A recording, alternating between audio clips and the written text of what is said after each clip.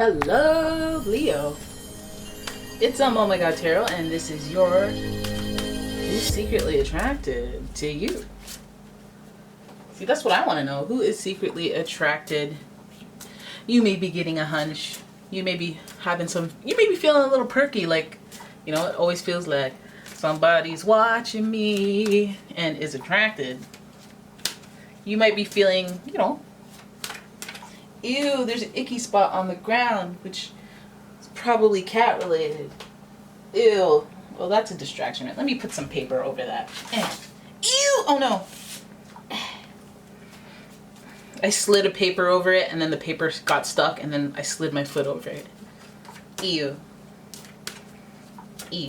Alright, I'm shuffling the astrology reading cards, and we're going to figure out the who of it all. Then we're going to figure out... so you're attracted to me? Okay, what's that about? Here we go with the first card. Guess. I want you to guess right now. Put it in the comments before I pull the card. Who do you think is attracted to you right now? Right now. Right now. First card, Scorpio. The energy is intense, masterful, thoughtful, and magnetically charming, but also secretive and possessive. Possessive. This attraction is a deep one. One that starts with lurking. Your next card. Mars. Well, I'll be, if it isn't Scorpio's planetary ruler. Your physical energy, drive and strength, and fighting spirit. You got that Mars energy. There's some, listen, it didn't say sexual attraction, but your fighting spirit, your wrestling spirit. Wink, wink. Alright, so this person may have an intense attraction, deep, possessive, and it may be rife with sexual attraction. And finally, you got that oh, hell no. Okay. You play too much. You cards play too much. Then we got Virgo. The energy around you is dutiful, hesitant, and humble, with a discriminating, diligent, and painstaking air. Virgo. I know you like Virgo. I know you're out here in these streets being like, I love me some Virgo. It never works out, but I love them. There's an attraction there. And when I see that Virgo's attractive, I know that you have some lumps. You got some lumps. You got some lady lumps. Your humps. The Scorpio they're one to be attracted to that type of energy too. You reek sexual energy. I'm into it. Maybe a little kinky. We have that Mars Scorpio energy there. Let's have a look at what this attraction is about. I'm using the Pre-Raphaelite Tarot for your spread. And we're going to see why this person's attracted. And what the story is involving this attraction. First card, Three of Cups. We started out as friends. Oh my goodness. So you got the Three of Cups, then you got the Page of Cups, the Ace of Swords, Nine of Cups. Damn, and the Empress. Damn. Got a little nip slip in here. And the bottom of the deck, look at they don't know who we be. The Lovers. That's associated with Gemini. So, let's leave that right here for a second. And let's really soak this in. It's a lot of good here. It's getting my energy up. It's like, let me inhale this reading. Let me inhale it. Because I'm loving the amount of cups here. That means they care. That means there's some emotions in it. They're not just like, I'm just attracted to you. I just want to hit it and quit it. They're not doing all that. Well, they do want to hit it, but I'm not sure if they want to quit it. Let's have a look at why. I already think that this person thinks there's a soulmate connection there with the Lover's card at the bottom of the deck. It's like, don't forget about me. Don't forget. I feel a connection. All right, so we start with Three of Cups, and I think this is a person that starts off as a friend, as an acquaintance of some sort, someone that you may have bonded with over celebration, social gathering, friend of a friend. You guys like the same tweet. Whatever it is, there's a celebration or a coming together in a sense of joy that initiated this in the past. This connection and this ignition of, hey, I like you. Oh, that's where the attraction started, because you were looking good in that pink dress. Maybe even a wedding. That's like bridesmaids energy, right? So you may have met somebody in the past and they're connected through a friend. So then we have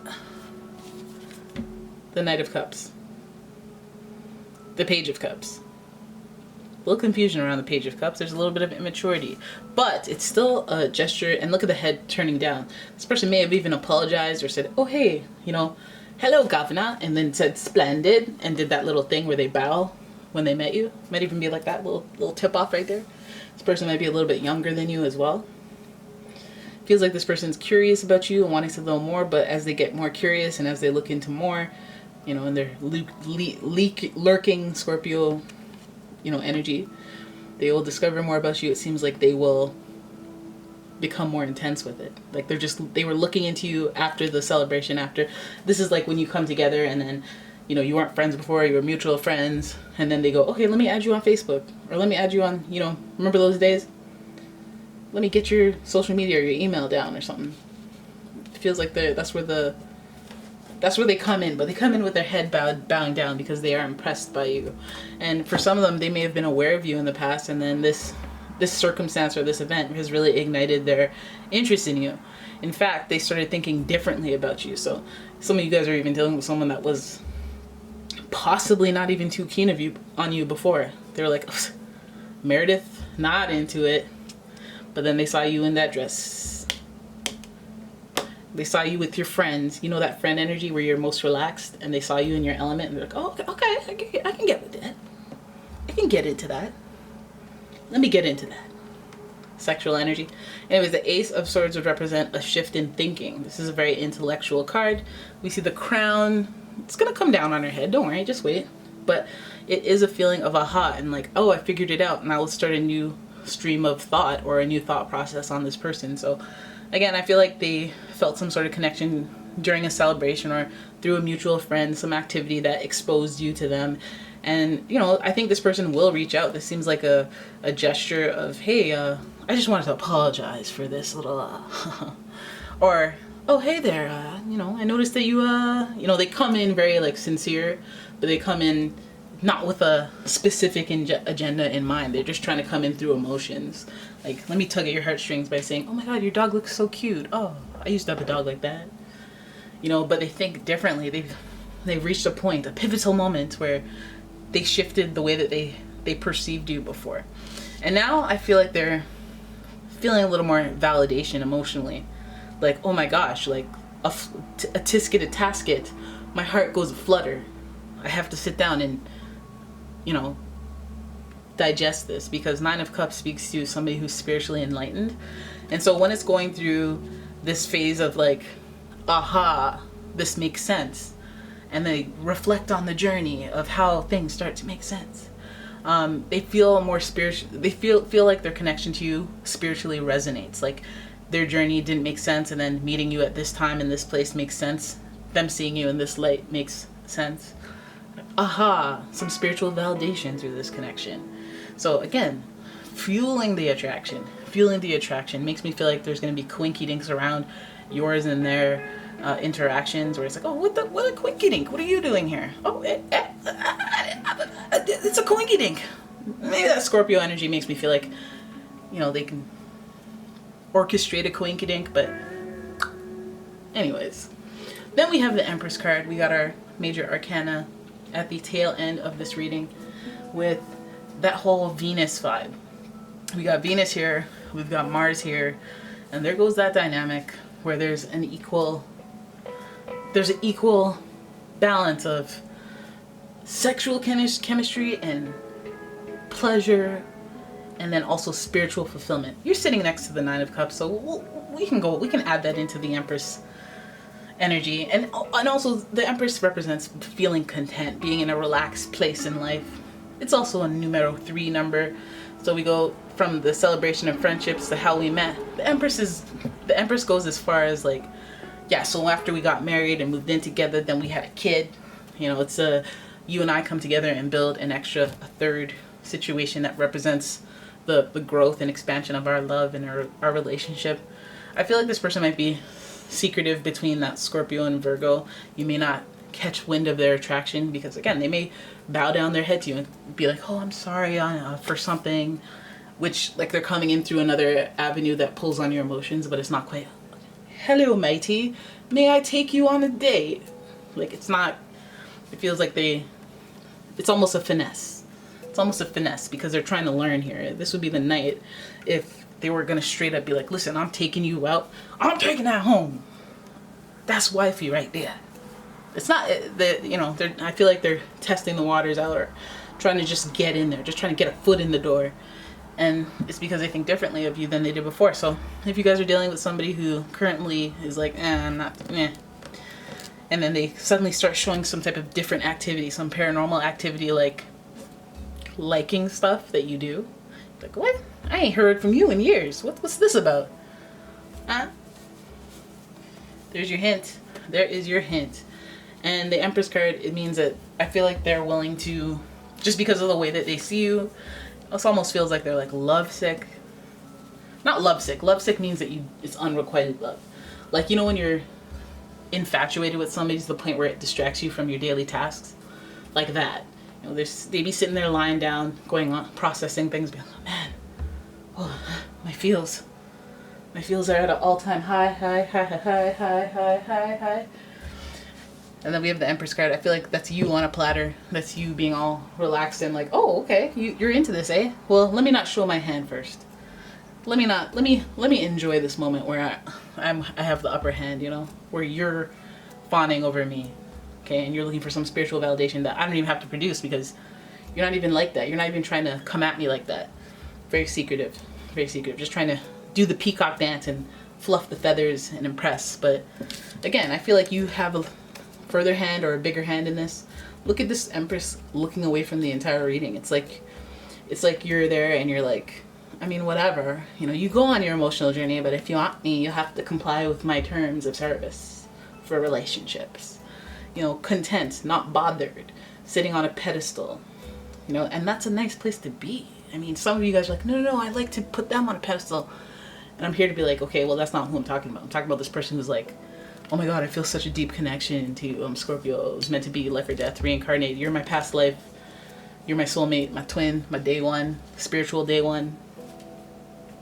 Stuff like that. And they feel like, look at that. We have 2 crowns here and they're sandwiching the 9 of cups. This person feels like you're very important. They have a very significant role that's deeper than just, oh, hey, you're cute. It's more like a, oh my God. Wow. This person is probably my soulmate. This person is probably meant for me. Never met somebody like this before. So, like something that makes them want to treat you like you're a snack, you know? Treat you like you're something special, which is what you probably deserve anyway, you know, because all of my subscribers are, you know, deserving of love. You deserve love. And you deserve to be treated like an empress, to be honest. And that 3 being top and tail of the reading usually makes me go, is there a third party situation? Could be. But at the same time, we're talking friendship here and collaboration with the number 3. And we're talking growth and expansion with this number 3. So this could mean like, you know, mutual friends and friends. Let your friends help you kind of a thing. Be introduce you to someone. Let them invite you to places and meet with people they know through people they know. And get in the mix and mingle of it. And you might be inspired, or they might be inspired. And when they meet you, they just feel like it's such a coincidence, or it's like meant to be type energy. It's like this person seems very spiritual and very sensitive and very like reserved. These 2 signs are very reserved when it comes to romancing somebody that they actually care about. There might be a little conflict around it. I know I said 3 and 3 could represent those things, but whether I like it or not, it could also mean third party situations, things to clean up, inquiring and putting you on a pedestal, but again, looking outwards. This could even be another person who's looking outwards, and that might be like looking, you know, having the wandering eye. So, but they may be wandering towards this bottom of the deck Lover's card. So I feel like this person could have a little bit of something to work out, whether that be their shyness or their, you know, validation and getting on board to make a move, or the fact that they have another relationship that now they're questioning and they have to kind of get through. This could mean that they need that spiritual validation on which relationship is right. But I feel like this is like, if it's not showing you contentment and putting you on a pedestal, it's looking away from a relationship, which means they're looking in your direction anyway. So there's that Venus energy. They may be like, I gotta do it because I want love, or I want pleasure, or I want whatever, you know. But the conflict there might represent that there's a little bit more to it, and it might involve a third party, because they just, you know, they could have mixed and mingled with you and developed feelings, but the way that they're changing their thinking may be like, oh, I actually want to be single, I want to be solo, I want to be number one, like the ace. So the ace is like, I'm single, I'm doing the one man show type thing, reflecting on stuff, you know, trying to figure out what makes sense spiritually and make decisions from that point. But I feel like this Empress here is like, that's your Venus card, that's your, hey, let me put you on a pedestal, you're the Empress to my Emperor. And I feel like that's what they're going for as their partner. Somebody they put on a pedestal, somebody that they're like, wow, you're a fountain and I'm thirsty. Like, and this may come at the wrong time while they're mixing mingling with mutuals, and while they're in a third party situation, or they're creating a third party situation in their life possibly. But either way, they're attracted to you. I think it takes them by surprise a little bit. I think that they have to digest and really figure out whether or not this is a significant commitment, but I think they realize that they feel like this soulmate or this deep connection to you. This could be a Cancer, Scorpio, Pisces, just because there's so much water in here. It could also be a Gemini. In addition to Scorpio, Aries, Virgo, heck, Venus, it could be Libra or Taurus. Alright, so there it is. That is your reading. I hope you guys enjoyed it. If you did, please give the video a thumbs up and subscribe to the channel. Leave a comment if you feel like it. Share the video, like and subscribe. Share the video, like and subscribe. And if you'd like a personal reading, please check out the description for a link to my website, as well as a link to my Etsy shop, where I sell all sorts of candles. You guys should check that out and show some love. And yeah, thank you for watching, guys. I will see you in the next one.